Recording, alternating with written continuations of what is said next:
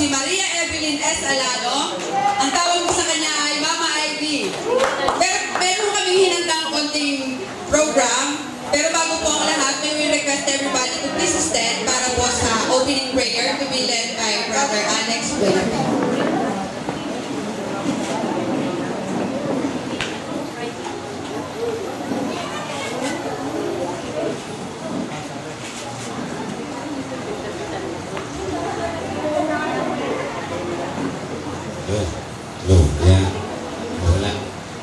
Happy birthday.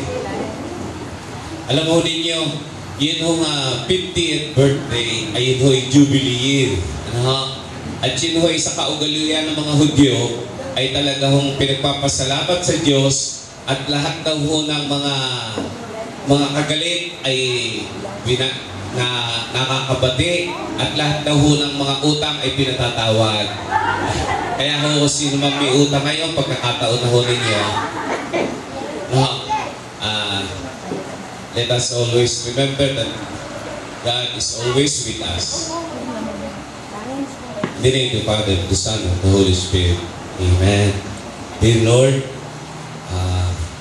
ang aming pong pagtitipong ito, sa hapon pong ito, ay bilang pagpapasalamat sa aming pong mahal na kapatid, sa kanyang celebration ng kanyang 50th birthday. At hinihiling po namin, Panginoon, na siya po ay iyong basbasan, siya po, Panginoon, ay iyong gabayan sa kanya pong buhay, sa kanyang pagiging ina, sa kanyang pamilya, at saka sa kanya po, Panginoon, magiging apo. Panginoon Diyos, gabayan po ninyo ang bawat isa sa amin, na sa amin pong pagtitipong ito ay kayo pong magitna at ang Espiritu mo ng iyong kaligayahan ang siya maghari sa bawat isa. Samahan po ninyo kami sa aming pong celebrate na ito ang kanyang birthday. At ang lahat ng ito po ay aming pinasasalamatan sa pangalan ni Jesus na aming Panginoon. Amen. Glory be to the Father, to the Son, and to the Holy Spirit, as it was in the beginning, is now, and ever shall be, world without end. Amen.